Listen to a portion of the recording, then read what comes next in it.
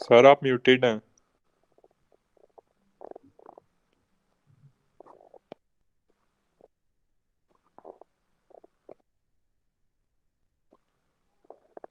Sir आपका mic बंद है।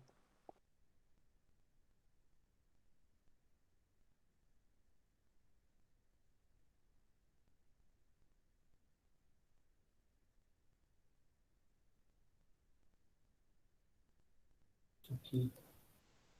अच्छा, हमने अगर आपको लास्ट टाइम याद हो हमने सिंप्लीफिकेशन पढ़ी थी। ठीक है, अगर आपको याद हो हमने लास्ट टाइम सिंप्लीफिकेशन पढ़ी थी, हमने ये सिंप्लीफाई किया था सर्किट। याद है इसका रिजल्ट क्या आता है? किसी को याद है इसका रिजल्ट क्या आता था? एनीवन, कोई भी स्टूडेंट जिसको याद हो इसका रिजल्ट क्या आता है? सीडी आ जाता है। हमने ये लास्ट टाइम सिंप्लीफाई किया था, इसका रिजल्ट किसी को याद है? Sir CD. किसी को याद है इसका रिजल्ट क्या आता है?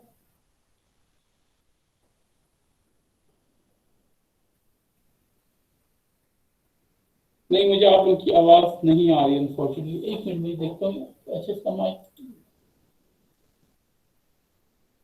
मैंने म्यूट किया है इसका। अच्छा, अब सही है। अच्छा, लास्ट टाइम याद है इसका आंसर क्या आता है? सीडी आता था। ठीक है। अच्छा, इसमें मुझे आपकी आवाज शुरू में भी नहीं आ रही थी। अच्छा, इसको देखें।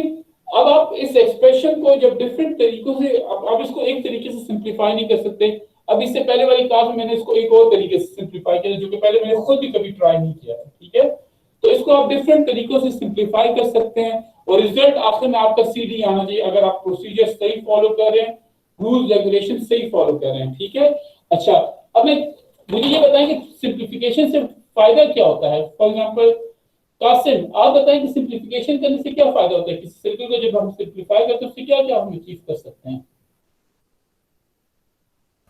सर सिंप्लीफिकेशन से आपका कोड एनर्जी कम यूज होती है, आपका कोड सिंप्लीफाई हो जाता है।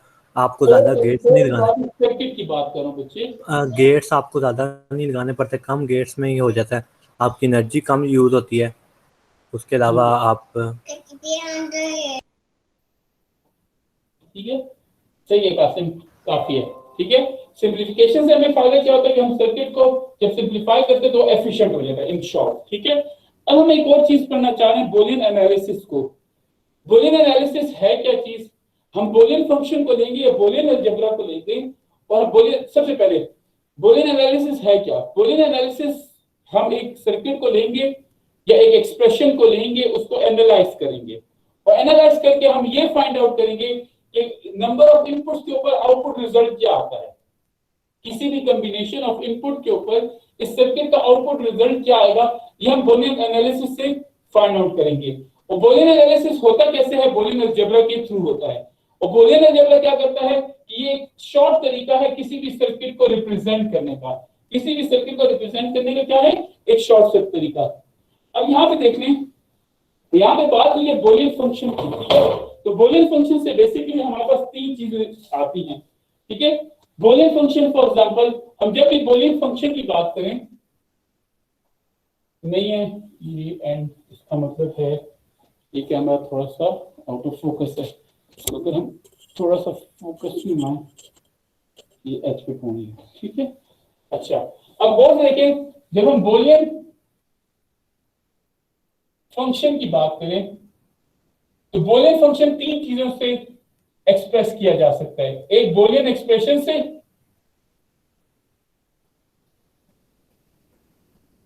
ठीक है, या बूलियन टेबल से। सर हमें आपकी स्क्रीन उल्टी नजर आ रही है।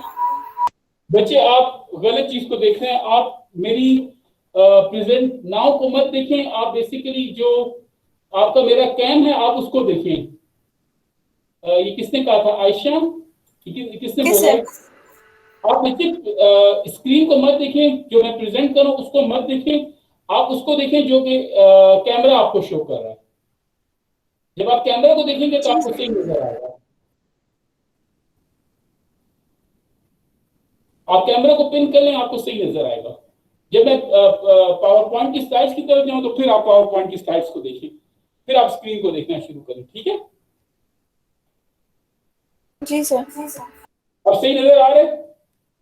अच्छा, अब ये देखिए, जब आप बोलियन फंक्शन की बात करें तो बोलियन फंक्शन को आप तीन तरीकों से एक्सप्रेस कर सकते हैं। एक आपके पास बोलियन एक्सप्रेशन है, हम देखते हैं बोलियन एक्सप्रेशन क्या होती है, किस तरह काम करती है। दूसरी चीज आपके पास बोलियन टेबल होता है, ठीक है, और एक चीज होती है आपके पास स्कीमेटिक, ठीक है। अब बोलियन एक्सप्रेशन बेसिकली आप बोलियन एक्सप्रेशन को फंक्शनल एक्सप्रेशन भी कह सकते हैं। बोलियन एक्सप्रेशन को आप क्या कह सकते हैं? Functional expression. इसी तरह बोलियन टेबल को आप फंक्शनल टेबल भी बोल सकते हैं, ठीक है, स्कीमेटिक, या आप इसको सर्किट कह दें शॉर्ट, ठीक है। ये तीन चीजें आपकी किसी भी बोलियन फंक्शन को एक्सप्लेन करती है, ठीक है। अब यहां पर मैं स्लाइड्स के अंदर एक फंक्शन ऑलरेडी लिख कर लाया हूं, आपकी बुक का एक फंक्शन है, हम उसी को देखते हैं और उससे हम शुरू करते हैं, ठीक है। अब ये बोलियन फंक्शन बेसिकली एक एक्सप्रेशन है, ठीक है। ये बोलियन फंक्शन क्या है? एक एक्सप्रेशन है, इसको देख लें। मेरे पास बोलियन फंक्शन है f, ठीक है, वो f क्या कहता है? x is equal to y complement z, ठीक है। अच्छा, मैंने आपको क्या कहा कि बोलियन फंक्शन आपकी फंक्शनैलिटी को एक्सप्लेन करता है, और बोलियन फंक्शन फंक्शनैलिटी को एक्सप्लेन करता है, उसको एक्सप्लेन करने का एक तरीका बोलियन एक्सप्रेशन है। फंक्शनैलिटी का मतलब क्या है कि x, y, z की क्या वैल्यूज हों कि हमारे पास रिजल्ट 1 आए, और x, y, z की क्या वैल्यूज हों कि हमारे पास रिजल्ट 0 आए। ये फंक्शनैलिटी है कि मैं x, y, z की क्या वैल्यू दूंगा तो रिजल्ट 1 आएगा, मैं x, y, z की क्या वैल्यू दूंगा तो रिजल्ट 0 आएगा। इस चीज को एक्सप्लेन करना बोलियन फंक्शन का काम है। अब ये जो एक्सप्रेशन है ये इस चीज को एक्सप्लेन करती है, अगर आप इसको गौर से देखें। अब इसको गौर से देखने का मतलब क्या है? इसका मतलब ये है कि आप इसका एनालिसिस परफॉर्म करें, ठीक है। एनालिसिस का क्या मतलब है कि इस एक्सप्रेशन का रिजल्ट 1 कब आएगा, ये गौर करें। तो इस एक्सप्रेशन का रिजल्ट 1 कब आएगा?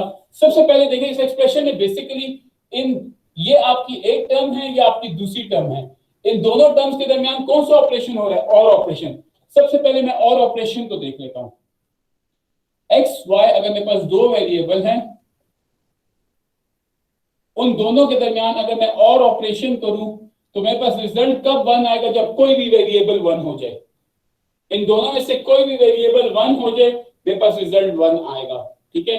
ये बेसिकली एक्स और का ऑपरेशन है। तो इस यहां पे इस एनालिसिस को देखकर हमें क्या पता चलता है कि इन दोनों में से कोई भी 1 हो जाए, एक्स 1 हो जाए और y कॉम्प्लीमेंट डॉट z 1 हो जाए, इसका रिजल्ट 1 आएगा। ये बात समझ आती है? ठीक है जी सर। इसके अंदर तो हम ये नहीं करेंगे कि सिर्फ x 1 हो जाए तो फिर ओवरऑल आंसर जो है वो 1 हो जाएगा, क्योंकि मैं अभी मेरी मुझे बात कंप्लीट कर दो। एक स्टेप मैं भूल गया, पहले वो स्टेप देखें, ठीक है। अच्छा देखिए, मैं इसमें सिस्टम में कोई नहीं भूला, इसको इसी तरह देखें।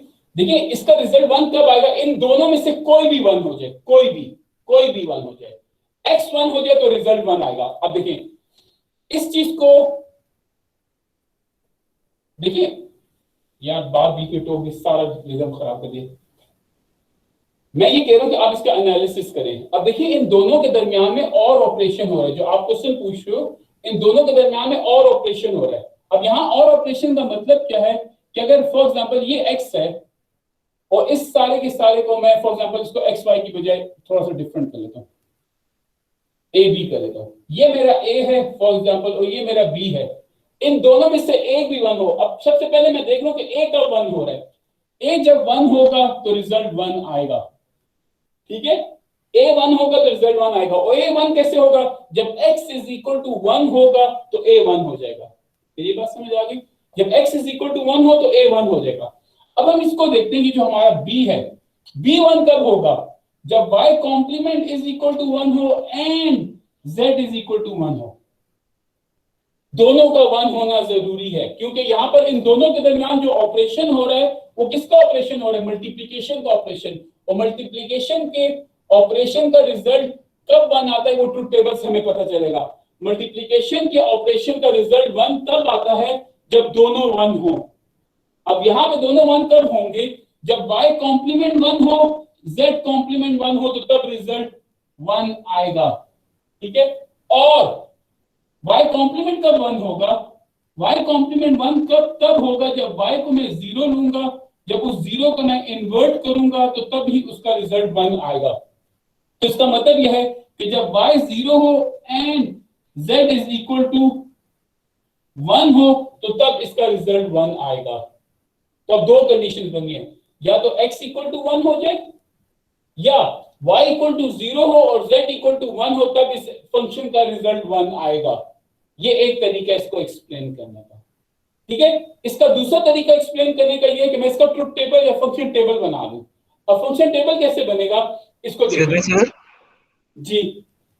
सर ये y 0 होगा तो एंड g इक्वल टू 1 होगा तो सर ये 0 नहीं हो जाएगा, और 0 और 1 का और मेरी एक मिनट एक बात आप सुनिए, देखिए y 0 होगा तो यहाँ पे तो y कॉम्प्लीमेंट है ना।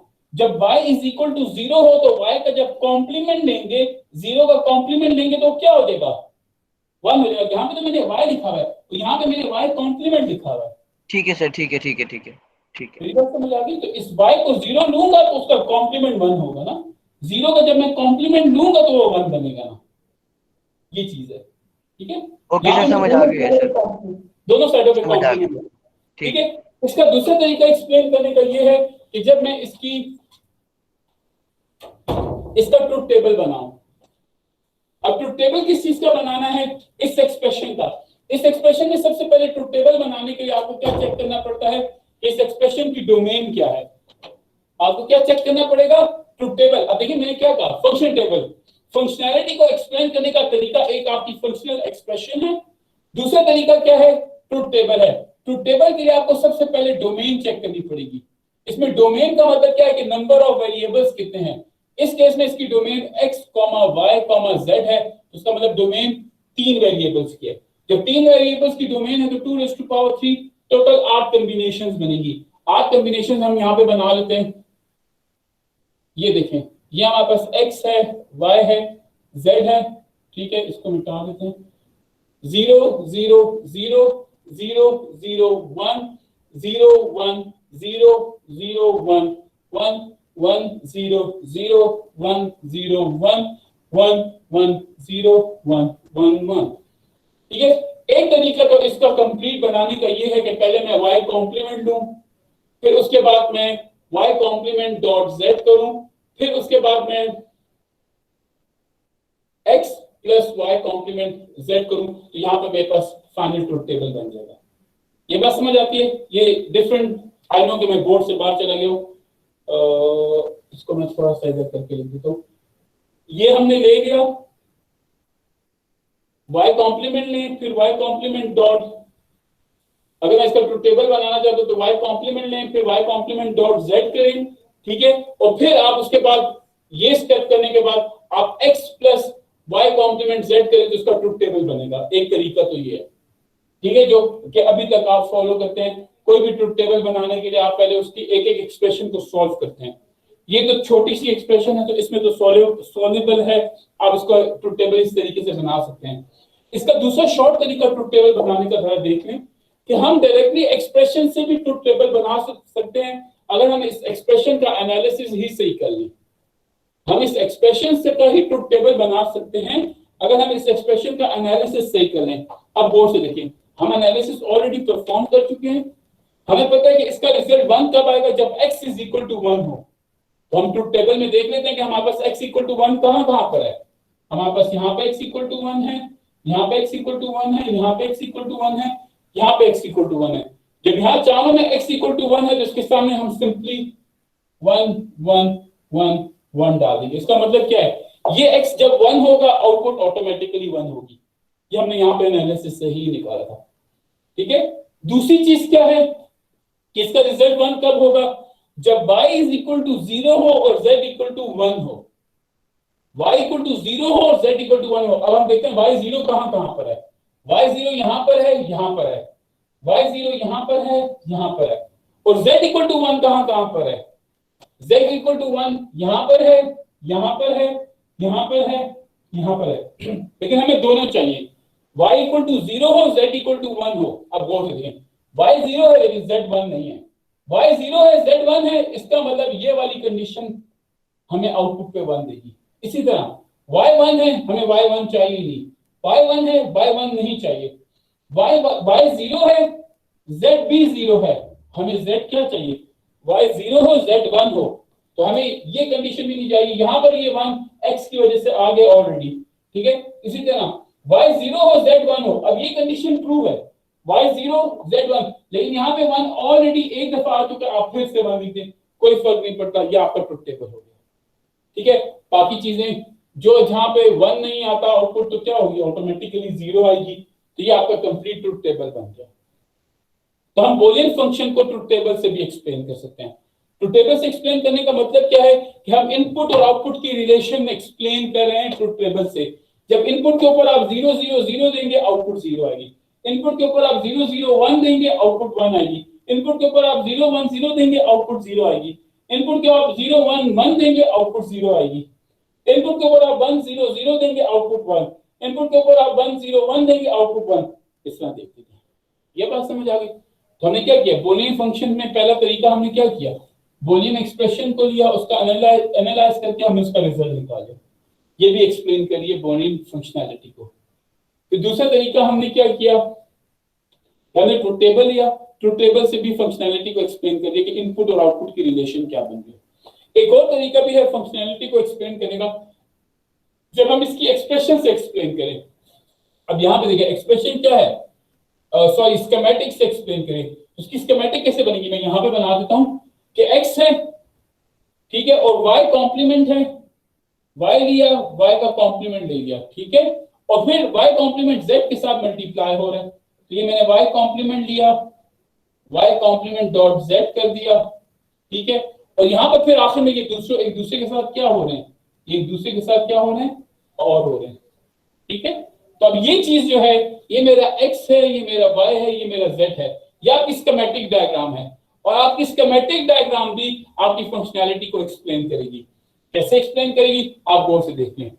मैं x को 0 करूं, y को 0 करूं, z को 0 करूं, आप देखिए यहाँ पे ये 0 आ गया, यहाँ पे z 0 है, y 1 है, तो 1 मल्टीप्लाई बाय 0 इज 0, 0 और 0 इज 0। अब आप गौर से देखें, यहाँ पे हमारा ट्रुथ टेबल भी ये कहता है 0 0 0 हो तो आउटपुट क्या आएगी, 0 0 0 आएगी, स्कीमेटिक भी यही कह रही है। अब हम इसको ऐसे कर लेते हैं, 0 0 1 कर देते हैं।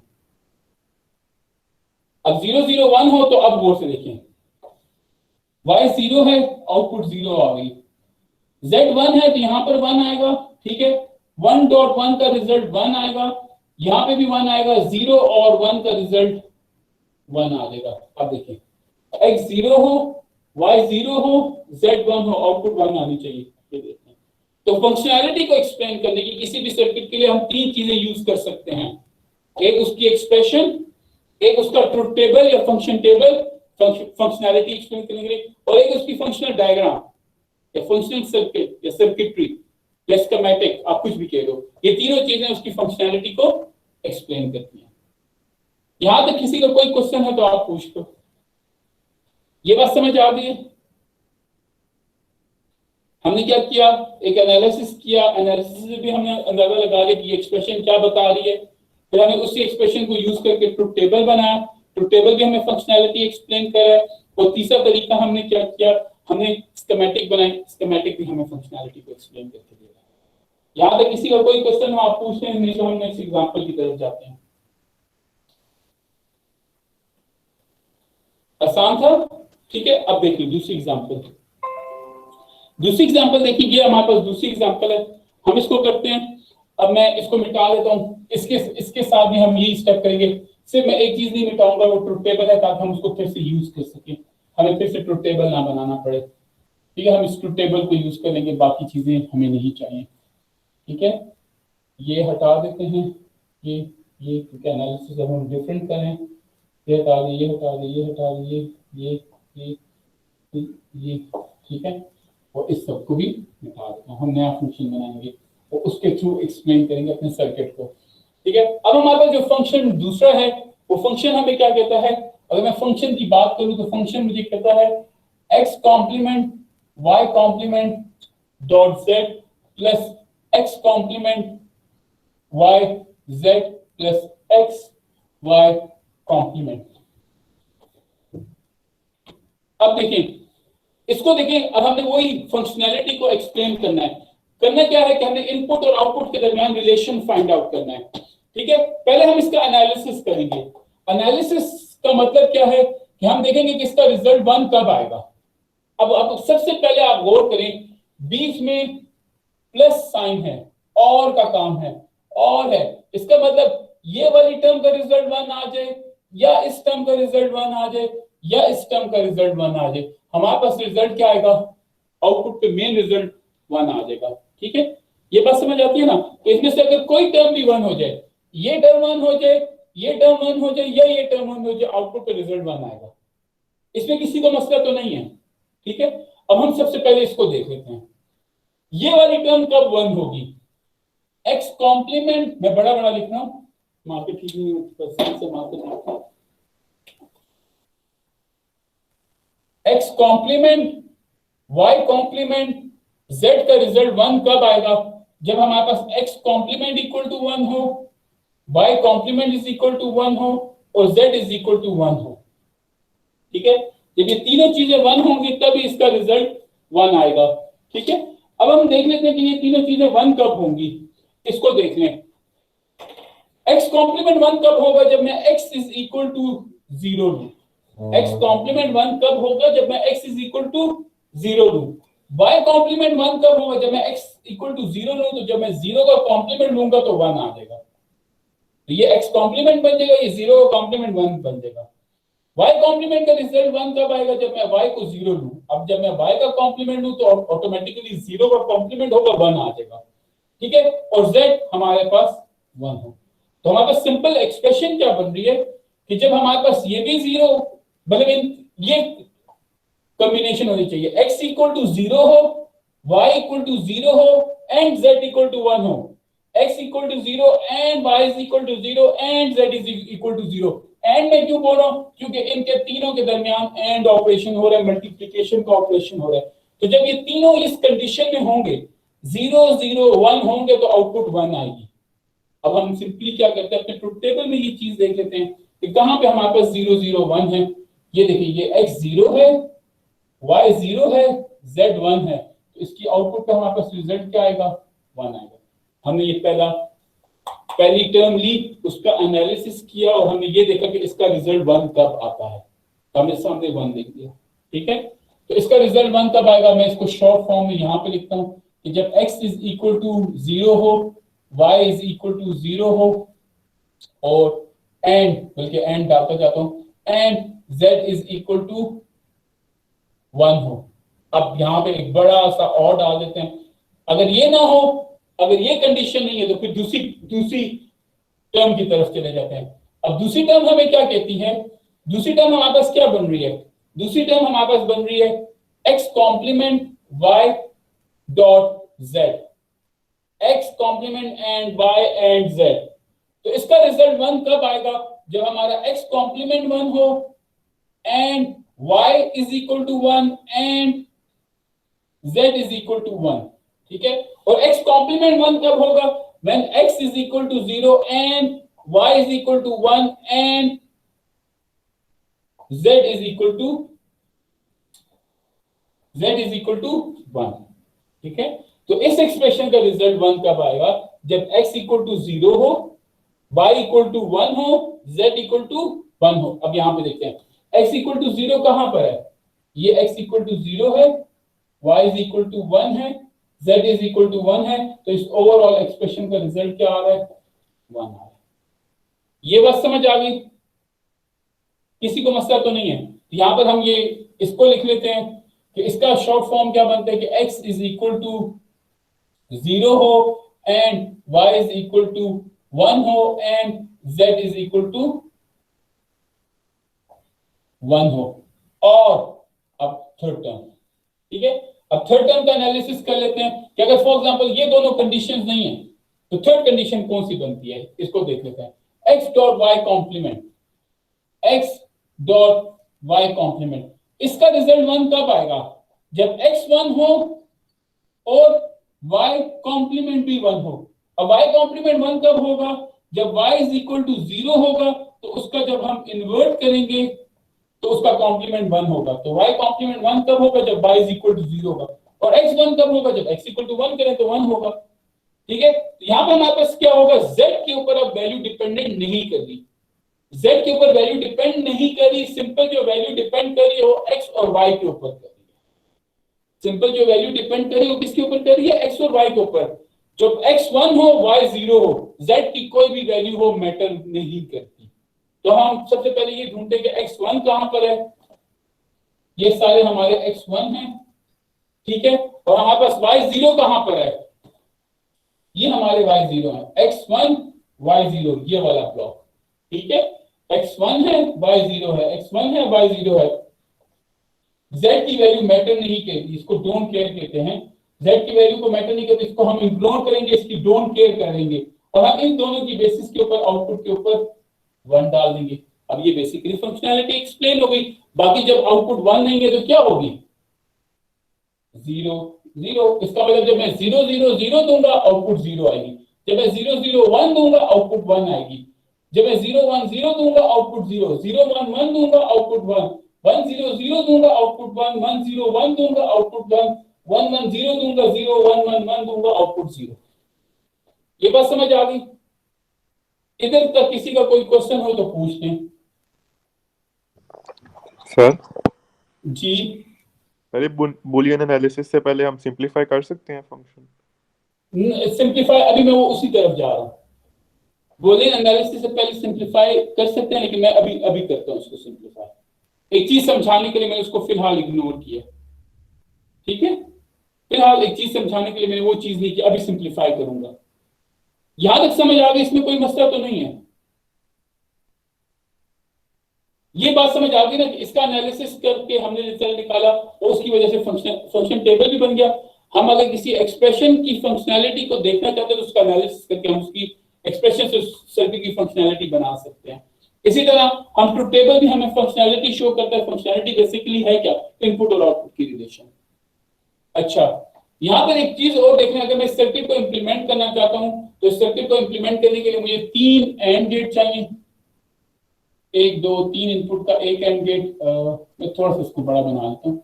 मुझे 3 एंड गेट चाहिए, एक एंड गेट, दूसरा एंड गेट, तीसरा एंड गेट, 1 2 3 इनपुट वाला एंड गेट। इसमें x कॉम्प्लीमेंट जा रहा है, थोड़ा सा मैं पीछे करके बना देता हूँ। ये x है, ये उसका x कॉम्प्लीमेंट जा रहा है, ठीक है। साथ y का कॉम्प्लीमेंट जा रहा है, तो ये y है, ये यहाँ पर y का कॉम्प्लीमेंट जा रहा है, ठीक है। और z जा रहा है एज इट इज, इसको मैंने z कह दिया। अब यहां पर देखिए, यहां पर भी x कॉम्प्लीमेंट जा रहा है, तो इस कॉम्प्लीमेंट से मैं एक कनेक्शन लेता हूं, इसको इसके साथ कनेक्ट कर देता हूं, ठीक है। अब यहां पे y और z जा रहे हैं, तो ये मेरे पास y है और ये मेरे पास z है, मैंने ये कनेक्ट कर दिया, ठीक है। अगर आखिरी वाले को देखें तो इसमें x और y कॉम्प्लीमेंट जा रहा है, तो यहां से मैं x ले आता हूं और y कॉम्प्लीमेंट मैं यहां से ले आता हूं। तो यहां पे मेरे पास इन तीनों को मैं और कर देता हूं, ये मेरा इक्विवेलेंट सर्किट बन गया। अब ये सर्किट भी फंक्शनैलिटी को एक्सप्लेन करता है। आप इनपुट लगाते जाएं, आपको उस इनपुट के ऊपर पता चलेगा कि आउटपुट क्या आएगी। आप तीनों को 0 कर दें, आउटपुट आपकी ऑटोमेटिकली 0 आएगी, बेशक चेक कर लें, ठीक है। अच्छा, यहां पर अगर मैं नंबर ऑफ गेट्स गिनूं तो कितने लग रहे हैं? 1 2 3 4 5 6। ये सर्किट मेरा 6 गेट्स पे इंप्लीमेंट होता है, पहली बात। दूसरी बात, अगर आप एक चीज पे गौर करें तो यहाँ पे ये जो एंड लगा हुआ है, ये 3 इनपुट वाला एंड लगा हुआ है, बड़ा एंड गेट लगा हुआ है। ये ज्यादा पावर कंज्यूम करता है, इसके अंदर ज्यादा सर्किट होते हैं डिसीजन लेने के लिए, ठीक है। अगर आप सर्किट नंबर 3 को देखें तो जो सर्किट नंबर 3 है, जो ये वाला एंड गेट है, इसके भी 3 इनपुट्स हैं। इस वाले एंड गेट को देखें तो ये भी 3 इनपुट वाला है। ये और गेट देखें तो ये भी 3 इनपुट वाला और गेट है। एक तो मैंने नंबर ऑफ गेट्स ज्यादा लगाए हैं और ज्यादा इनपुट वाले गेट्स लगाए हैं, तो ये पावर ज्यादा हंग्री है, पावर ज्यादा कंज्यूम करेंगे। बड़े गेट्स हैं, ज्यादा जगह लेंगे, ठीक है। अब मैं इस एक्सप्रेशन को लेता हूं, यहां पे मैं लिखता हूं x y complement z plus x complement y dot z plus x complement dot y। अगर आप इन दोनों में देखें तो ये चीज कॉमन है, ये मैं निकाल के बात कर देता हूं, ठीक है। इसके ऊपर इसको निकाल के बात करने का बेसिक मकसद क्या है, मैं इसके ऊपर डिस्ट्रीब्यूटिव लगा रहा हूं, इसके ऊपर मैं क्या लगा रहा हूं, डिस्ट्रीब्यूटिव लॉ लगा रहा हूं। जब मैं इसको डिस्ट्रीब्यूट जो हुआ है उस डिस्ट्रीब्यूशन को मैं खत्म करता हूं तो x कॉम्प्लीमेंट डॉट z, तो अंदर रह जाएगा y कॉम्प्लीमेंट प्लस y और यहां पर रह जाएगा x डॉट y कॉम्प्लीमेंट। अब अगर मैं इसको रीअरेंज कर दूं, कम्यूटेटिव लगा दूं, तो ये कुछ इस तरह बन जाता है x complement dot z y plus y complement plus x dot y complement. अब हमें रूल पता है कि x plus x complement is equal to 1, तो ये y प्लस y कॉम्प्लीमेंट है, तो ये सारा का सारा किसके इक्वल है, 1 के इक्वल है, ठीक है। अब यहां पर अगर मैं इसको इस तरह लिखूं x complement dot z dot 1 और यहां पे मैं इसको लिखूं ये x डॉट y कॉम्प्लीमेंट है, हमें पता है any variable multiply by 1 is that variable, तो x कॉम्प्लीमेंट डॉट z 1 से मल्टीप्लाई हो रहा है, यहां पे हमारे पास simple x complement dot z आ जाएगा, यहां पे हमारे पास x complement x dot y complement आ जाएगा। ये बात समझ आ गई, यहां तक किसी को इश्यू तो नहीं है, ठीक है। अब मैं क्या करता हूं कि मैं ये रूल्स यहां पे जो लिखे हैं वो मिटा देता हूं और मैं इस एक्सप्रेशन का एनालिसिस करता हूं, मैं इस पार्ट के अंदर इस एक्सप्रेशन का एनालिसिस करता हूं। और अब जब मैं इस एक्सप्रेशन का एनालिसिस करूंगा, आप सर्किट को देख लें, यहां पर क्या लिखा हुआ है, x कॉम्प्लीमेंट डॉट z, और इस फंक्शन को मैं से f सिंप्लीफाई कह देता हूं, fs, f सिंप्लीफाइड, ये मेरा f था, ये मेरा fs है, वो f का टेबल था, अब मैं fs को देखता हूं, और साथ क्या है मेरे पास x डॉट y कॉम्प्लीमेंट, दोनों के दरमियान और हो रहे, तो और का मतलब इन दोनों में से कोई भी 1 हो जाए रिजल्ट 1 आएगा, ठीक है, इन दोनों में से कोई भी 1 हो जाए रिजल्ट 1 आएगा। अब ये 1 कब होगा, x कॉम्प्लीमेंट डॉट z 1 कब होगा, जब x कॉम्प्लीमेंट 1 हो एंड z 1 हो, ठीक है, जब x कॉम्प्लीमेंट 1 हो एंड z 1 हो, और x कॉम्प्लीमेंट 1 कब होगा, जब x इक्वल टू 0 हो and z is equal to 1 हो, बीच में और बीच में और। अब हमने यहां पर ट्रुथ टेबल में ये ढूंढना है कि कहां पर x 0 है z 1 है, ठीक है। तो ये देखें, ये x 0 है, ये x 0 है, ये x 0 है, z 1 कहां कहां पर है, ये z 1 है, ये z 1 है, ठीक है। तो ये सारा x 0 हो गया, ठीक है, और ये सारा z 1 हो गया, तो ये दो जगह हैं, यहाँ पे x 0 है, z 1 है, एक 1 यहाँ पर आएगा, x 0 है, z 1 है, एक 1 यहाँ पर आएगा, बाकी ये दो चीजें फिलहाल इसको छोड़ देते हैं। ये बात समझ आ गई, ये हमारे पास इस वाली टर्म से हमने एनालाइज करके रिजल्ट निकाले थे, x 0 हो, z 1 हो, y की कोई वैल्यू नहीं है, y की कोई इंपॉर्टेंस व्हाटसोएवर नहीं है, उसको आप इग्नोर करो, ठीक है। अब यहाँ पे देखिए, अगर इसका एनालिसिस करें तो इसका रिजल्ट 1 कब आएगा, जब x 1 हो और y कॉम्प्लीमेंट भी 1 हो। अब y कॉम्प्लीमेंट 1 कैसे होगा, y कॉम्प्लीमेंट 1 ऐसे होगा कि जब मैं x को 1 रखूं और y को 0 रखूं, तो ये अगर इसको इस तरह करें और इसको इस तरह करें, तो इसका रिजल्ट 1 कब आएगा, जब x 1 हो y 0 हो। अब हम देख लेते हैं x 1 कहां कहां पर है, ये हमारा x 1 है, ठीक है, और y 0 कहां कहां पर है, ये हमारा y 0 है। तो ये जो सारा वाला पोर्शन है ये हमारा इंटरेस्ट का पोर्शन है, और इसके आगे हम क्या लगा देंगे, 1 लगा देंगे, बाकी हम क्या करेंगे, 0 लगा देंगे। मेरी बात समझ आ गई। अब गौर से देखें, अब ये सारी एक्सरसाइज करने का मतलब क्या था, इस सारी एक्सरसाइज करने का मतलब ये था कि शायद आपके पास दो डिफरेंट एक्सप्रेशन हो, ये एक्सप्रेशन और ये एक्सप्रेशन, ये एक्सप्रेशन जो ऊपर लिखी हुई है, ठीक है, ये दो एक्सप्रेशन दो डिफरेंट एक्सप्रेशन हैं, ये एक्सप्रेशन और ये एक्सप्रेशन, ये दो डिफरेंट जो एक्सप्रेशन हैं, ये दोनों एक्सप्रेशन फंक्शनैलिटी को एक्सप्लेन कर रही हैं, और दोनों सेम फंक्शनैलिटी को एक्सप्लेन कर रही है, लेकिन एक्सप्रेशंस डिफरेंट हैं। दो डिफरेंट एक्सप्रेशन सेम फंक्शनैलिटी को शो कर रही हैं, लेकिन जब मैं इन दोनों एक्सप्रेशंस का ट्रुथ टेबल बनाता हूं तो दोनों का ट्रुथ टेबल सेम बनता है। मेरी बात समझ आ गई, दो फंक्शनैलिटीज, दो एक्सप्रेशंस, दो एक्सप्रेशन सिमिलर फंक्शनैलिटी शो कर रही हैं, ये हमें पता कैसे चला, दोनों का ट्रुथ टेबल या दोनों का जो टेबल है वो क्या है, सेम है, ठीक है, तो हम ये कह सकते हैं कि ये एक्सप्रेशन इक्विवेलेंट है इस एक्सप्रेशन के।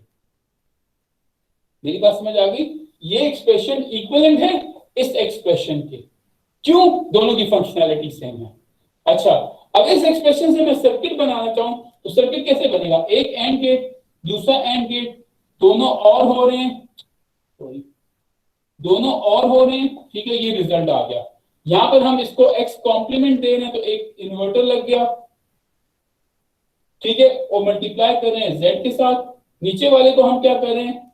x से मल्टीप्लाई कर रहे हैं और y के कॉम्प्लीमेंट से मल्टीप्लाई कर रहे हैं। मैं इसका सर्किट बना रहा हूं। अब यहां पर अगर आप नंबर ऑफ गेट्स देखें तो 1 2 3 4 5, यहां पे 6 गेट्स लगे हुए थे, यहां पे कितने गेट्स लगे हुए हैं? 5। अब ये सर्किट और ये सर्किट दोनों सेम फंक्शनैलिटी एक्सप्लेन कर रहे हैं, लेकिन दोनों सर्किट सेम फंक्शनैलिटी अचीव करें, लेकिन दोनों सर्किट डिफरेंट है। फंक्शनैलिटी दोनों की सेम है लेकिन सर्किट क्या है? डिफरेंट है। अच्छा, इसमें से सर्किट कौन सा बेहतर है? ऑब्वियसली ये सर्किट बेहतर है क्योंकि इसमें नंबर ऑफ गेट्स 5 है, इसमें नंबर ऑफ गेट्स 6 है, पहली चीज। दूसरी चीज, इसमें 2 इनपुट वाला और गेट लगा हुआ है, यहाँ पे 3 इनपुट वाला और गेट, यहाँ पे 3 इनपुट वाला एंड गेट लगा हुआ है, यहाँ पे 2 इनपुट वाला और एंड गेट लगा हुआ है। तो ये गेट छोटा है, कम जगह लेगा, कम पावर कंज्यूम करेगा, ज्यादा एफिशिएंट होगा, ठीक है। तो ये सर्किट ओवरऑल एफिशिएंट सर्किट है, लेकिन ये दोनों सर्किट एक दूसरे के इक्विवेलेंट सर्किट है। जिस तरह ये दोनों एक्सप्रेशंस एक दूसरे की इक्विवेलेंट एक्सप्रेशन है। लेकिन अगर मैं इस एक्सप्रेशन से सर्किट बनाऊं, सॉरी इस एक्सप्रेशन से ट्रुथ टेबल बनाऊं या इस एक्सप्रेशन से ट्रुथ टेबल बनाऊं, फंक्शनैलिटी दोनों की सेम होगी। मेरी बात समझ आ गई? यहां तक किसी को कोई इश्यू है तो पूछ लें। यहां तक किसी को कोई इश्यू हो तो आप पूछ सकते हैं।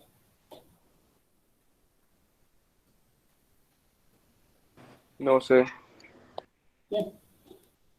तो आप इस सारी बात का मकसद क्या था कि कभी कभी ऐसा होगा कि आपके पास 2 डिफरेंट एक्सप्रेशंस होंगी लेकिन उनकी फंक्शनैलिटी सेम होगी, ठीक है। और वो आपको पता कैसे चलेगी? वो चीज आपको ट्रुथ टेबल अच्छे तरीके से बताएगा या फंक्शन टेबल आपको अच्छे तरीके से बताएगा। अगर दोनों फंक्शन टेबल इक्वल है तो इसका मतलब दोनों सेम सर्किट्स हैं या दोनों सेम एक्सप्रेशन हैं, ठीक है।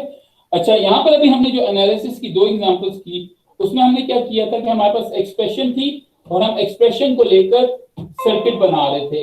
हम एक्सप्रेशन को लेकर उसका एनालिसिस कर रहे थे और उस एनालिसिस की बेसिस के ऊपर हम क्या कर रहे थे? ट्रुथ टेबल बना रहे थे। उस एनालिसिस की बेसिस के ऊपर ही हम एक्सप्रेशन स्कीमेटिक भी बना रहे थे। कभी कभी ऐसा भी हो सकता है कि आपको स्कीमेटिक दे दी जाए, ठीक है। कभी कभी ऐसा भी हो सकता है कि आपको स्कीमेटिक दे दी जाए और आपको ये कहा जाए कि इस स्कीमेटिक को देखें और इस स्कीमेटिक को देखकर इसका एनालिसिस करें या इसकी फंक्शनैलिटी एक्सप्लेन करें। एनालिसिस का मतलब सिंपल क्या है? इसकी फंक्शनैलिटी एक्सप्लेन करें। अच्छा, अगर आपको सर्किट दे दिया जाए और एक्सप्रेशन ना दी जाए, यहाँ पे 2 सर्किट के एंड पे एक्सप्रेशन लिखी हुई है, अगर आप यहाँ पे देखें तो सर्किट के एंड पर ये एक्सप्रेशन लिखी हुई है, ये जो मैं देखता हूँ,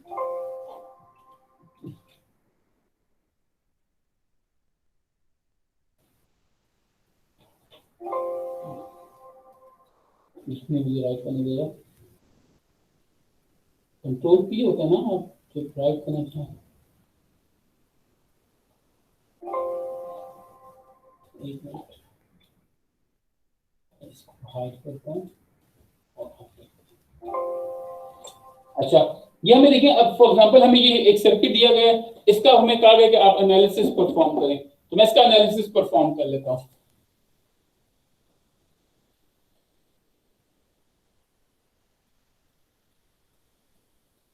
आप लोगों को याद है ना, आप लोगों की सैटरडे को क्लास है,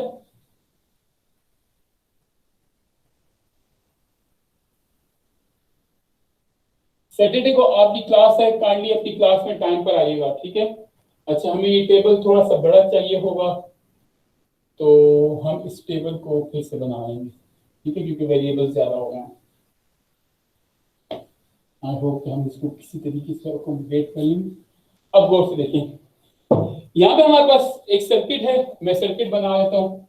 यहाँ पे हमारे पास एक एंड गेट है, आगे आए तो एक और गेट है, यहाँ पर एक इन्वर्टर है, ठीक है, और इसको देखें यहाँ पर एंड गेट है। अगर आपको इनपुट्स के नाम बता दिए गए A B C डी, इसी तरीके से, ठीक है। हम इसको अब इग्नोर कर देते हैं, हम अब अपना नॉर्मल एनालिसिस परफॉर्म करेंगे, ठीक है। ये अगर हमारे पास एक सर्किट दे दिएगा, आपको इनपुट दे देगा और आपको कहा गया है कि इसकी फंक्शनैलिटी एक्सप्लेन करो, ठीक है। तो आप सबसे पहले इसको स्कैन करेंगे फ्रॉम इनपुट्स टू आउटपुट, ठीक है। आप इसको स्कैन करें फ्रॉम इनपुट टू आउटपुट। अब स्कैन करने में मतलब क्या है कि आप इसके रिजल्ट्स निकालते जाएं। अब गौर से देखिए, यहाँ पर ऊपर ये एंड गेट है, ये ए और बी को एंड कर रहा है, तो हम यहाँ पर सीधा सीधा ए डॉट बी लिख देंगे, ठीक है। यहाँ पे सी है, वो इनपुट से हम आगे लाएं तो सी कॉम्प्लीमेंट। अब इस और गेट पे यहाँ पर ए डॉट बी कनेक्टेड है, यहाँ पे सी कनेक्टेड है, तो ये क्या करेगा, a dot b plus c complement, ठीक है। और आखिर में आपके पास एंड गेट है, इसकी एंड गेट की एक इनपुट पे तो ये है, दूसरी इनपुट पे डी है, तो हमारे पास रिजल्टेंट जो एक्सप्रेशन आएगी वो आएगी a dot b plus c complement dot d, ठीक है। अच्छा, अगर हमें इसकी फंक्शनैलिटी को एक्सप्लेन करना है तो पहले हम क्या करेंगे, एक्सप्रेशन का एनालिसिस करेंगे, ठीक है। मैं इस पार्ट के ऊपर एनालिसिस परफॉर्म कर रहा हूं, a b plus c complement dot d, इसका रिजल्ट 1 कब आएगा। अब गौर से देखें, अगर इस सारे के सारे को मैं कंसीडर कर दूं x, इस सारे के सारे को y कर दूं, तो x डॉट y का रिजल्ट 1 कब आएगा, जब x भी 1 हो y भी 1 हो, ठीक है। y 1 कब होगा, जब simple d is equal to 1 होगा तो y 1 होगा, ठीक है। तो इसका मतलब इस एक्सप्रेशन का रिजल्ट 1 लाने के लिए d का 1 होना जरूरी है। इस एक्सप्रेशन का 1 लाने के लिए क्या है, d का रिजल्ट, d का 1 होना जरूरी है। d 1 होगा तो इसका रिजल्ट 1 आएगा।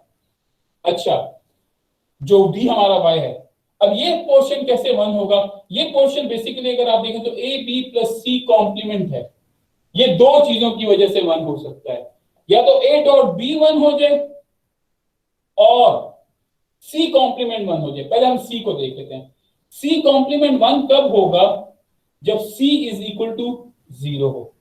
तो अगर इन शॉर्ट यहां पर क्या है, बेसिकली एंड ऑपरेशन है, एंड एंड एंड एंड, तो इसका मतलब क्या है, हमारे पास एक कंक्लूजन क्या निकला कि जब c इज इक्वल टू 0 हो, d इज इक्वल टू 1 हो तो रिजल्ट 1 आएगा।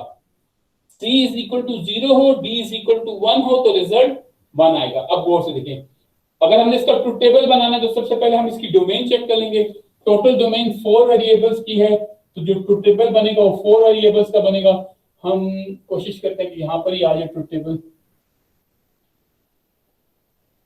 1 टोटल। अच्छा, 4 वेरिएबल है तो टोटल डोमेन क्या बनेगी, 2 raised to power 4 16। तो 1 2 3 4 5 6 7 8 9 10 11 12 13 14 15, ठीक है। यहां पे हम वेरिएबल का नाम लिख देते हैं a b c d, 0 0 0 0 0 0 0 1 0 0 1 0 0 0 1 1 0 1 0 0 0 1 0 1 0 1 1 0 1 1 1 0, ठीक है। अच्छा, 1 0 0 0 1 0 0 1 1 1, क्या कर रहा हूँ, 1 0 1 1 1 1 0 0 1 1 0 1 1 1 1 0, ये हमारे पास सारी की सारी कॉम्बिनेशंस बन गई, ठीक है। अब हमें इसमें ढूंढना क्या है, जहां पर c इक्वल टू 0 हो, d इक्वल टू 1 हो। सबसे पहले मैं d इक्वल टू 1 देखता हूं, ये d इक्वल टू 1 है, ये d इक्वल टू 1 है, ये d इक्वल टू 1 है, ये d equal to 1, d equal to 1, d equal to 1, d equal to 1, d equal to 1। सबसे पहले आप एक चीज आसानी से कर लें कि जब d 0 हो तो आउटपुट ऑटोमेटिकली 0 होगी।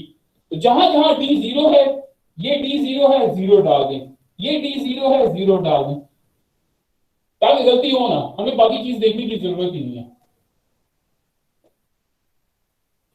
जहां जहां d 0 है मैंने 0 डाल दिया, ये बात समझ आ गई। अब गौर से देखें, हमारी दूसरी कंडीशन क्या है, d 1 हो c 0 हो, d 1 हो गया c 0, देखते हैं कहां कहां है, ये c 0 था, ये c 0 है, ये C0 है, ये C0 है, D1 C0, D1 C0, D1 C0, D1 C0, तो ऑटोमेटिकली आउटपुट क्या होगी, यहाँ पे भी 1 होगी, यहाँ पे भी 1 होगी, यहाँ पे भी 1 होगी, और यहाँ पे भी 1 होगी, और तो कोई जगह नहीं है, कोई जगह मिस तो नहीं की मैंने,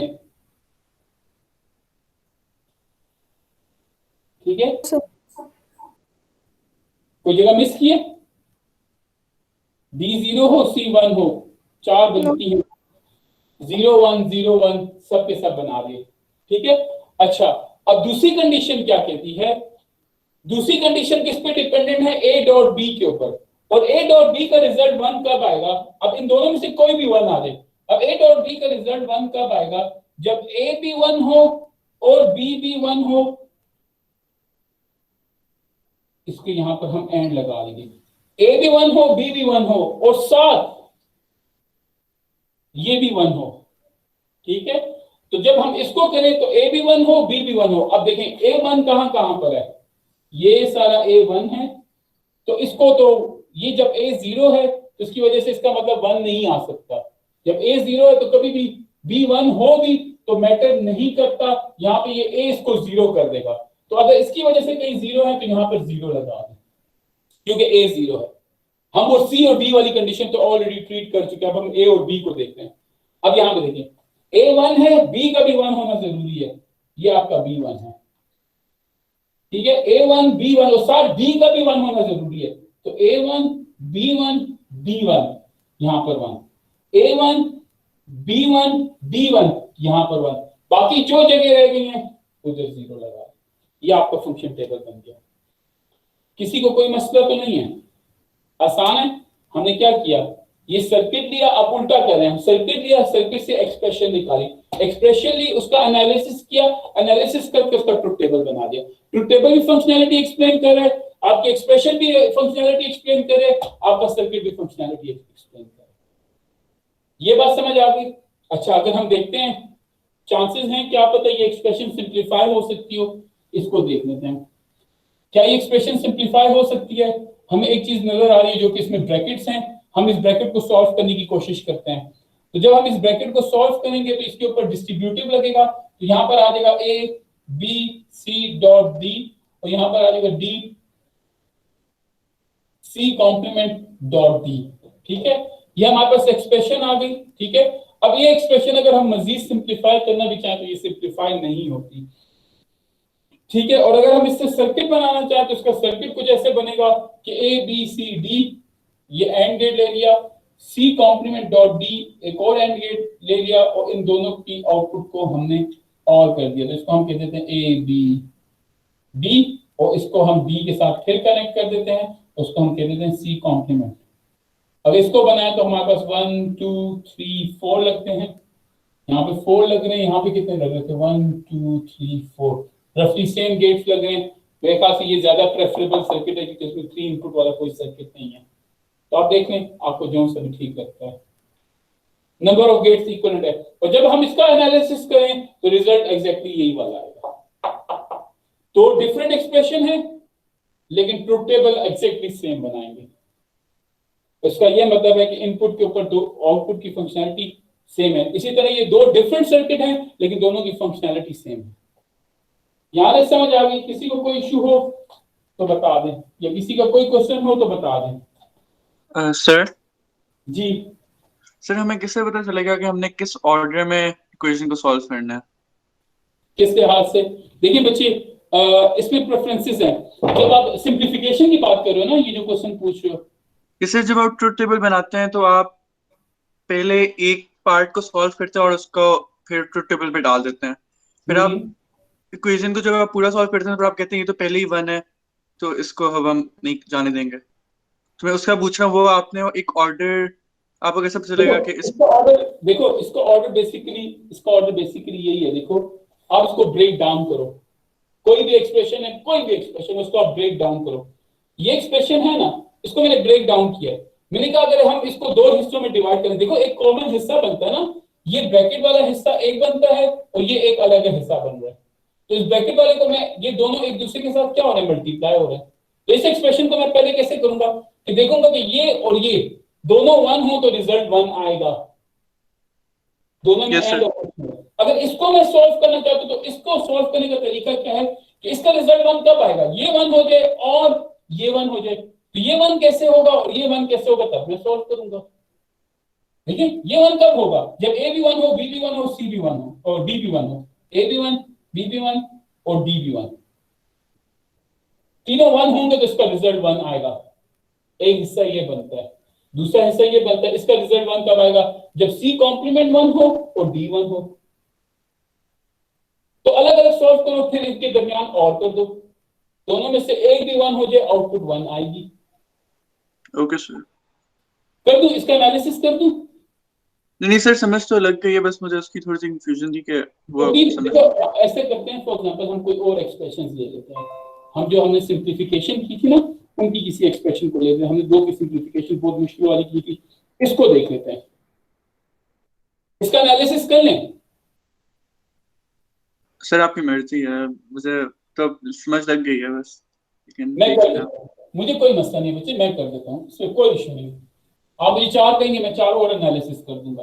मेरा सिर्फ काम मकसद ये है कि पढ़ाना है, तो ये भी मिटा देते हैं, इसका कंप्लीट एनालिसिस करते हैं। ठीक है, मैं भी फर्स्ट टाइम कर रहा हूं, मुझे नहीं पता कि इसका एनालिसिस कैसे होगा, तो थोड़ा सा कॉमन सेंस यूज करेंगे और थोड़ी सी चीज को देखते जाएंगे, इसका एनालिसिस और रिजल्ट कैसे बनेगा।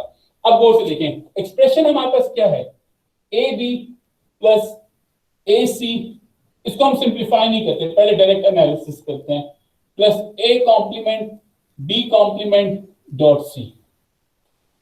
ठीक है, अब सबसे पहले देखें, आपको विजिबली 2 हिस्से कौन से नजर आते हैं, आप विजिबली देखें कि 2 हिस्से इसके कौन से हैं, तो देखता रहूं कि मुझे नजर आ। ठीक है, एक हिस्सा इसका ये बनता है, एक हिस्सा इसका ये बनता है। ठीक है, इस एक्सप्रेशन का रिजल्ट 1 कब आएगा, या तो इसकी वजह से 1 आएगा या इसकी वजह से 1 आएगा। ये 1 हो जाए और ये 1 हो जाए तो आउटपुट 1 आएगी। ये बात समझ आती है? ठीक है, सबसे पहले हम इसको देख लेते हैं कि ये 1 कब होगा, ये 1 कब होगा, इसको देखिए, ये सिंपल है ना, इसको देखते हैं। ये 1 कब होगा, जब a कॉम्प्लीमेंट 1 हो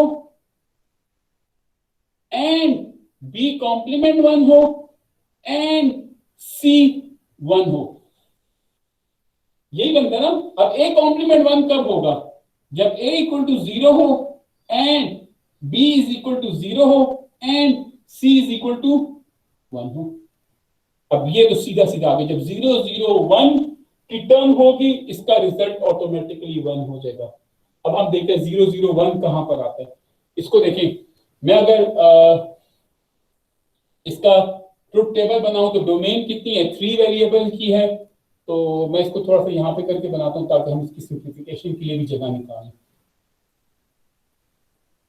0 0 0 0 0 1 0 1 0 0 1 1 1 0 0 1 0 1 1 1 0 1 1 1। ठीक है, अच्छा इस यहां पे देखिए 0 0 1 कहां पर लिखा हुआ है, 0 0 1 यहां पर है। इसके सामने आप आंखें बंद करके आउटपुट पे 1 डाल दें।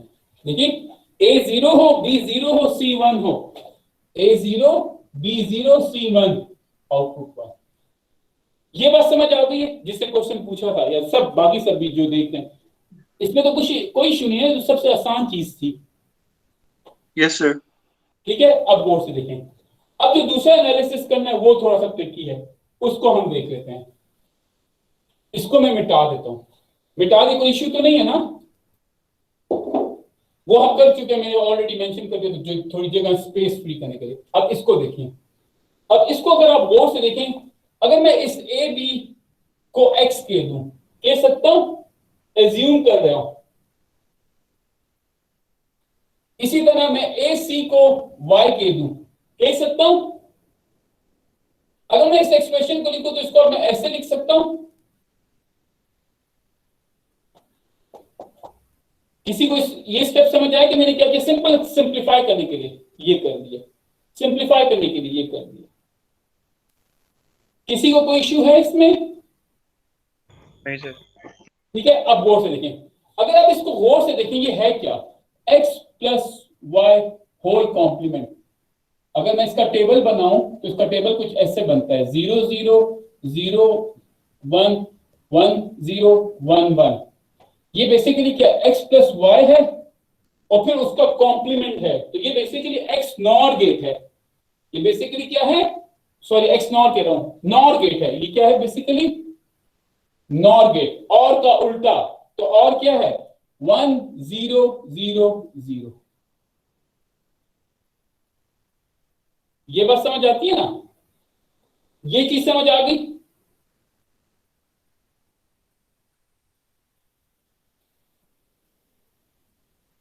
ये सर आ गई। ठीक है, अब गौर से देखें, अब इसका रिजल्ट 1 कब आएगा, यहां पे देखें, इसका रिजल्ट 1 कब आएगा, जब ये 0 हो ये 0 हो। जब दोनों 0 होंगे तो इसका रिजल्ट 1 आएगा। जब x भी 0 हो y भी 0 हो तो इसका रिजल्ट 1 आएगा। इस सारे का रिजल्ट 1 कब आएगा, जब x इज इक्वल टू 0 और y इज इक्वल, नहीं और नहीं करना, हमने इसको एंड करना है, and y is equal to 0। अब जब ये दोनों 0 होंगे तो इसका रिजल्ट 1 आएगा। ये मेरी बात समझ आती है, ये दोनों 0 होंगे तो इसका रिजल्ट 1 आएगा। अगर आप इसको मजीद वो करना चाहते हैं ना, तो आप इसको ऐसे भी कहते हैं x कॉम्प्लीमेंट। अगर इसको मैं मजीद सिंप्लीफाई करूं तो ये हो जाएगा x complement dot y complement. इसका मतलब क्या है, x कॉम्प्लीमेंट का रिजल्ट डॉट y कॉम्प्लीमेंट का रिजल्ट, इन दोनों का रिजल्ट 1 होगा तो रिजल्ट 1 आएगा। ठीक है, तो इन दोनों का रिजल्ट 1 कब होगा, जब x इक्वल टू 0 हो y इक्वल टू 0 हो। बस ये बात अगर उस तरीके से करते हैं, ये यहां तक एजम्पशन समझ आ रही है, यहां तक एनालिसिस समझ आ रहा है। Yes sir. ठीक है, अब हमने इसके बाद देख लेते हैं कि x 0 कब होगा। तो x बेसिकली बना किस चीज से, a डॉट b से। तो a डॉट b का रिजल्ट 0 कब होगा, a 0 हो जाए और b 0 हो जाए। x का रिजल्ट 0 कब आएगा, जब a 0 हो जाए या b 0 हो जाए। इसका रिजल्ट 0 तब आएगा, इन दोनों में से कोई भी 0 हो जाए इसका रिजल्ट 0 आ गया। ठीक है, इन दोनों में से कोई भी 0 हो जाए इसका रिजल्ट 0 हो गया। एंड y का रिजल्ट क्या होगा, जब a b 0 हो एंड c भी 0 हो। तो अगर आप इसको टोटली देखें, जब a 0 हो b 0 हो और c 0 हो तब इसका रिजल्ट 1 आएगा। देखिए a डॉट b होगा 0 तो ये इसको 0 कर देगा, a डॉट c होगा 0। यहां पर मुझे लिखना सर और होगा सर, a डॉट सी है ना। हाँ तो a डॉट c है ना, हाँ और है कोई भी 0 हो जाए। ठीक है, तो अब देखिए गौर से, इसमें गौर से देखें कि a 0 हो और b 0 हो, या a 0 हो और c 0 हो। ठीक है, a 0 हो और b 0 हो एंड a 0 हो और c 0 हो। अब इसकी वो देख लें कि इसकी कॉम्बिनेशंस कितनी बनती हैं। a 0 हो और b 0 हो, इन दोनों में से कोई भी 0 हो जाए। अब गौर से देखिए, a 0 हो और b 0 हो। ठीक है, तो ये कंडीशन बनती है।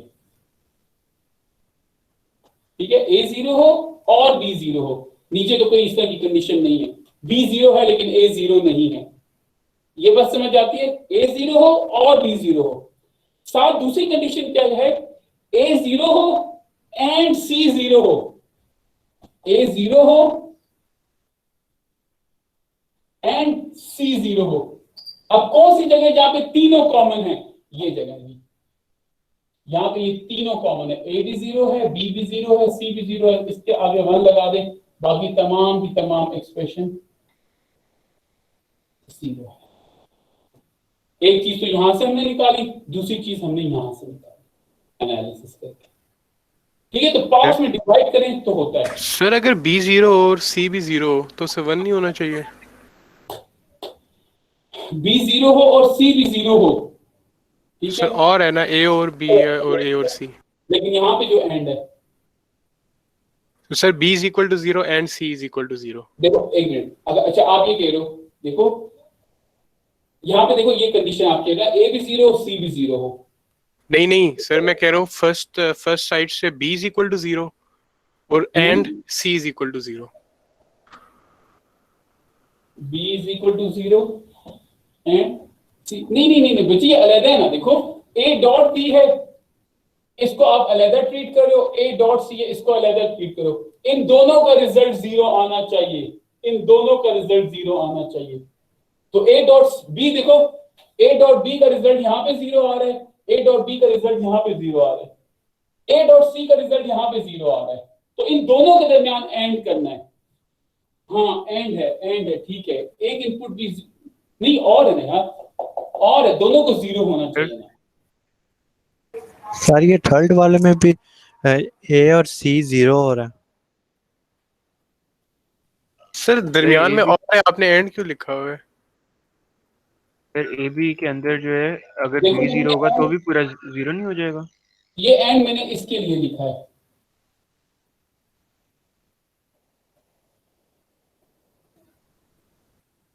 मैं इसलिए एंड कर रहा हूं। रुको मुझे एक मिनट, मुझे सिर्फ एक सेकंड है, मुझे आराम से उसको देखने दो, सिर्फ एक सेकंड है।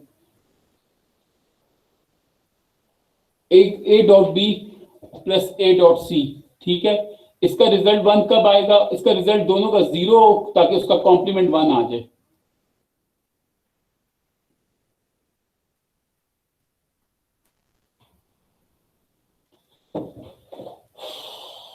देखें, देखो बच्चे हम चाह रहे क्या हैं, गौर से देखो, गौर से देखें, चलिए मेरी बात गौर से सुने, मैं फिर से करता हूं।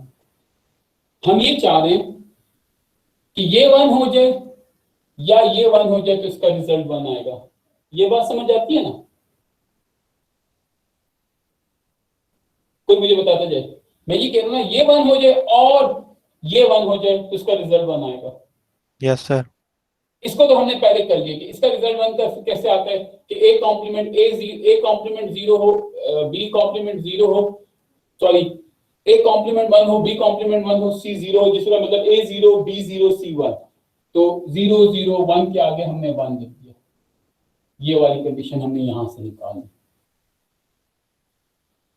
ये बात समझ आती है? अब इसको गौर से देखें, इस वाले को, इसको मैं फिर से स्टेप वाइज करता हूं आराम से समझाने के लिए। देखिए इसको रहने देते हैं, हम चाह रहे हैं इसका रिजल्ट 1 आए, हम ये चाह रहे हैं ना इन दोनों इसका कंबाइंड रिजल्ट 1 आए। इसका रिजल्ट 1 कब आएगा, जब यहां पर ए डॉट बी का रिजल्ट 0 आए और ए डॉट सी का रिजल्ट 0 आए, दोनों का रिजल्ट 0। अच्छा, दोनों का रिजल्ट 0 आए। देखो ये मैंने यहां पे ये वाला सर्किट क्यों बनाया, एक्स और, क्योंकि आखिर में ये जो है ना ये ऊपर इन्वर्ट हो रहे हैं। चलें इसको मैं एक और तरीके से करता हूं, छोड़ें फिलहाल, इसको मैं एक और तरीके से करता हूं। इसको क्या करता हूं, इस एक्सप्रेशन को मैं इस तरह लिख देता हूं,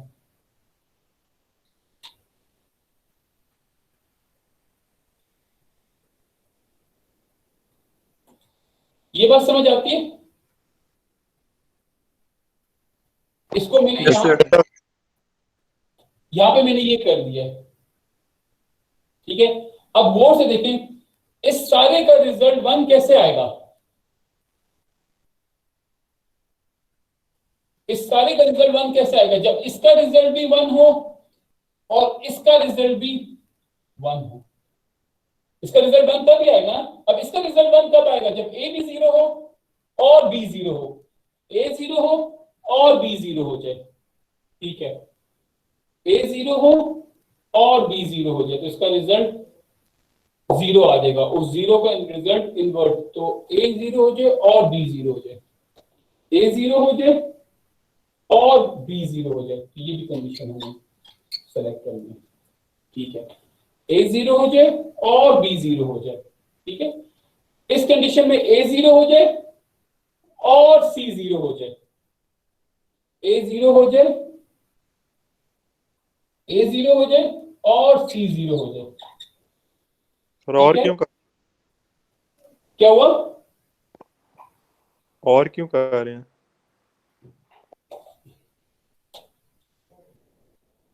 हमें कोई एक जीरो चाहिए ना, अगर दोनों जीरो में तब भी वो चलता है। देखो बच्चे, इसका रिजल्ट हमने 1 लाना है ना। जब ये दोनों 1.1 हो तो रिजल्ट 1 आएगा ना। ठीक है सर। ये 1 कब आएगा? जब ये दोनों 1 हो। ये बात समझ आती है? अच्छा, ये दोनों 1 कब होंगे? अगर मैं a को 0 ले लूं तो 0.anything इज 0, तो उसको इन्वर्ट करें तो रिजल्ट 1 आ जाएगा। मेरी बात समझ आ गई? ठीक है। और यहां पर a.0, तो a की कोई भी वैल्यू हो, अगर c 0 हो जाए तो रिजल्ट तब भी 0 आएगा। तो अगर b और c भी 0 हो जाए, b और c भी 0 हो, तो यहां पर b और c भी 0 हो जाए तो तब भी रिजल्ट इसका क्या आएगा? 1 1 आएगा। जब मैं 1 1 को मल्टीप्लाई करूंगा रिजल्ट वापस 1 आ जाएगा। तो मेरे ख्याल से b और c जहां 0 हो रहे हैं, यहां भी आप एक 1 डाल। इसको मैं एक मिनट एक और तरीके से चेक करता हूं। मुझे एक सेकंड और दें, मैं इसको एक और तरीके से चेक करता हूं। अगर मैं इसको सिंप्लीफाई कर दूं तो ये बन जाएगा ये अगर मैं इसके ऊपर डायरेक्टली रूल लगा लूं तो a कॉमन निकाल लिया, b प्लस सी रह गया, whole complement plus a complement b complement c। इसको मैं कर लूं a complement plus b complement dot c complement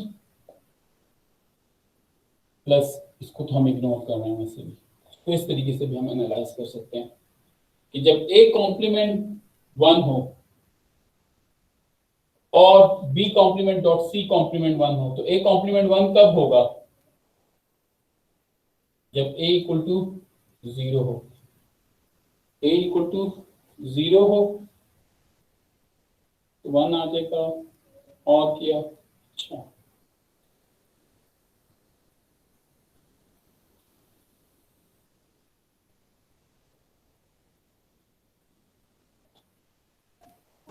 ये यहां पर सारे 1 आएंगे एक्चुअली।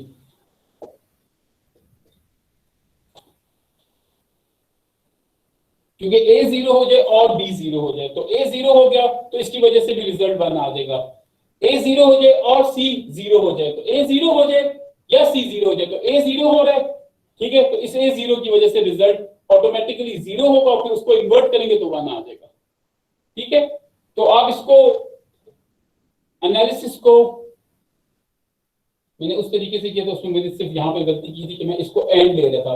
तो इनमें से एक भी 0 हो जाए तो रिजल्ट 0 होगा, इनमें से एक भी 0 हो जाए तो रिजल्ट 0 हो जाएगा, ठीक है। तो a 0 हो जाए और b 0 हो जाए, ठीक है। तो a 0 हो जाए और b 0 हो जाए, रिजल्ट 1 आएगा, ठीक है। a 0 हो जाए लेकिन यहाँ पे फिर b 0 हो रहा है ना, क्या मसला यार, ये क्या कहाँ गलती कर रहा हूँ? इस एनालिसिस में मैं कई चीज को अंडरस्टैंड नहीं कर रहा। सर अगर हम ए बी प्लस ए सी को 0 के लिए सॉल्व करें तो तब भी आ सकता है? हाँ, उससे उस तरह भी आ सकता है अगर हम इसको 0 के लिए सॉल्व करें। बात वही है, हम इसको 1 के लिए करने से थोड़ा सा कंफ्यूज करें। अगर हम इसको 0 के लिए सॉल्व करें तो छोड़ता तो नहीं है इसको।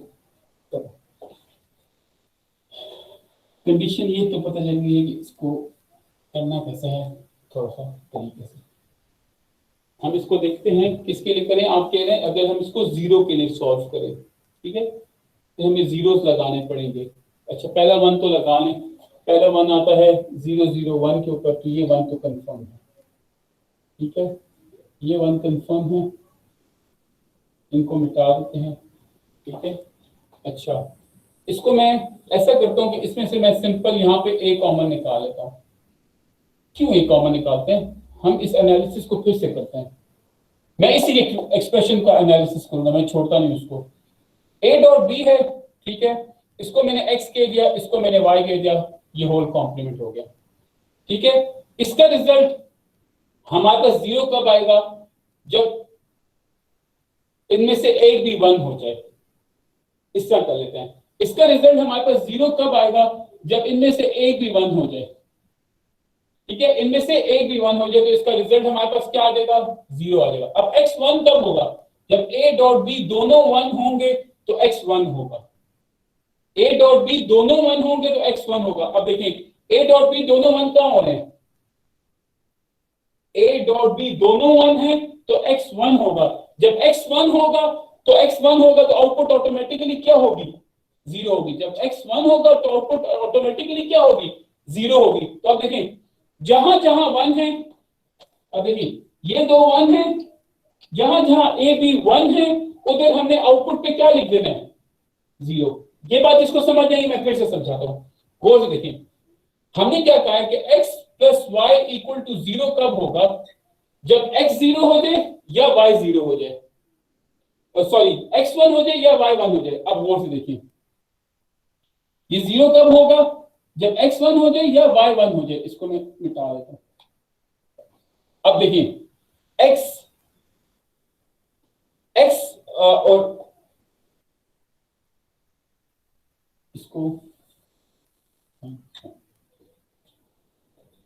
हम ये कह रहे हैं कि x जो है इसका रिजल्ट हमारे पास 0 कब आएगा? जब x बेसिकली बना है a डॉट b से। ठीक है, और इसका रिजल्ट हम क्या कह रहे हैं? 1 आना चाहिए। एक मिनट, फिर से इसको देखें। यहां पर देखें हमारे पास इसका रिजल्ट 0 कब आता है? इस सब को मिटा देता हूं। इसका रिजल्ट 0 कब आता है? जब x या y में से एक भी 1 हो जाए। x या y में से एक भी 1 हो जाए, इसका रिजल्ट 0 आ जाएगा। ठीक है, अब हम x को देखते हैं। x1 कब हो रहा है? इन दो कंडीशन में x1 हो रहा है, रिजल्ट 0 आ रहा है। हम अपने x को देखते हैं। x1 कब बनता है? जब a भी 1 हो b भी 1 हो, क्योंकि x basically a dot b से बना है। जब दोनों 1 होंगे तो इसका रिजल्ट 1 आएगा। ठीक है, जब दोनों 1 होंगे इसका रिजल्ट 1 आएगा, और जब 1 आ जाए तो आउटपुट पे क्या आएगा? 0। तो हम यहां पर आराम से क्या लिख सकते हैं कि इसकी, क्योंकि ये दोनों 1 हो, a b जब दोनों 1 हो, आउटपुट पे रिजल्ट क्या आएगा? 0 आएगा। ये बात समझ आ गई? अच्छा, दूसरा y का रिजल्ट 1 कब आएगा? अब यहां पे हमने y को कंसीडर करना है ना। y का रिजल्ट 1 कब आएगा? जब a डॉट c 1 हो जाए। जब a और c दोनों 1 हो। अब a और c 1 कब होंगे? यहां पर देख लेते हैं। यहां पे ये a1 है और यहां पे ये c1 है। a भी 1 हो, c भी 1 हो, तो इसका रिजल्ट क्या आएगा? 0 आएगा। ठीक है, तो a भी 1 हो, c भी 1 हो, 0। यहां पे ऑलरेडी 0 था, फिर 0 लिख लें। बाकी जो जगह रह गई है उधर 1 डाल। अब समझ आ गई है? नहीं आई तो मुझे बताएं, मैं फिर एक्सप्लेन करता हूं। मुझे समझ आ गई एटलीस्ट कि मैं एनालिसिस में कहां गलती कर रहा था। ये बात समझ आ गई। पहले हम 1 को कंसीडर करें तो हमें थोड़ी सी मुश्किल हो रही थी, इसलिए मैंने 1 की बजाय 0 को कंसीडर करना शुरू किया कि रिजल्ट 0 कब होगा? रिजल्ट 0 तब होगा जब x या y में से कोई भी 1 हो जाए। ठीक है, x या y में से कोई भी 1 हो जाए। x1 कब होगा? जब a डॉट b 1 हो। ठीक है, जब a डॉट b 1 हो तो x1 होगा। ठीक है, यहाँ पे मेरे a डॉट b जहां जहां 1 थे, यहाँ पे a1 था, यहाँ पे b1 था, तो एक इस जगह को मैंने ले लिया। इसकी जगह से रिजल्ट, इसकी वजह से रिजल्ट 1 हो रहा है, ये दो 1 बन रहे हैं, तो उसकी जगह आगे मैंने क्या लगा दिया? ये दो 0। ठीक है, दूसरा y की बात करें। y कब 1 होगा? जब a डॉट c 1 हो। a डॉट c 1 हो, a भी 1 हो, c भी 1 हो। तो अब यहाँ पे देखिए, ये मेरे पास a है, ये मेरे पास c है, ये मेरे पास a है, ये मेरे पास c है, ये दोनों 1 है, उसके सामने मैंने 0 लगा। अब यहां तक किसी को कोई मसला हो तो मुझे बताएं, नहीं तो मैं इसको एक और तरीके से भी करता हूं। ये तरीका सबसे आसान मुझे लगा, बाकी इसको और तरीकों से भी किया जा सकता है अगर हम इसको सिंप्लीफाई कर दें। कोई ऐसा स्टूडेंट जिसका कोई क्वेश्चन हो, काइंडली पूछ लें। किसी का कोई क्वेश्चन है? समझ आ गई? Yes sir. नहीं आई तो बताएं, खैर मैं इसको नेक्स्ट टाइम फिर कर लूंगा नेक्स्ट क्लास में। नहीं आई तो इसको नेक्स्ट क्लास में इसी तरह की एक और इक्वेशन लेके उसको भी कर लेंगे। ठीक है, अच्छा आपका सेक्शन क्या है? एच है। आप लोगों की क्लास सैटरडे को होगी, प्लीज भूलनी नहीं। सर जी है। जी है, यस जी है। वासिक, वासिक, अदनान, प्रेजेंट सर। टाइप करते जाए, जिनकी अटेंडेंस बोल रहा हूँ टाइप करते जाए। अब वासिक एब्सेंट है। Khuzaima, present. Ahmad Amjad, present sir. Excuse me sir. जी सर वाशिक अभी प्रेजेंट था, आई गेस उसका इंटरनेट कनेक्शन का इशू है तो वो अब क्लास में नहीं है। Abdullah, present. Mutariq, present sir. Mohammad Taha, present sir. Abdul Nafe, present sir. Abdullah Tariq, present sir. Hamad Ittejaz, Hamad, Sabeen Fatima, present sir. Mohammad Usman, present sir. Saad Ahmad, present sir. Amad, present sir. निसा, प्रेजेंट सर। टाइप करें Nisa. Saleem Raza, present sir. Huzaifa, Huzaifa Saleem, Abdullah Waqar, present. Ehsan Bilal, present. Jawad, Jawad, Taha, present sir. Manahil, present sir. Esha, present sir. Hanan, Hanan, Asadullah, present sir. Neha, present. 0802, Zaina, yes present. ठीक बोले? जी ठीक हो। Murtaza, present sir. Salar, present sir. Ramsha, Ramsha Ali, present. Maryam, Saad, present. Mehan, present. Ehsan, present. Mohit, present sir. Shahid, present sir. Taha, present sir. Qasim, present sir. Shoaib 795, present sir. Shoaib, अस्सलाम, sorry Ayesha, Ayesha 609, Ayesha Imam, present sir. Thank you. Ayesha आपके attendance का issue था? नहीं, दूसरी आयशा थी। सेक्शन, ठीक है, थैंक यू क्लास। इस पे एक और एग्जांपल की कोशिश करेंगे कि अगले वीक उस पे कर लें, ठीक है।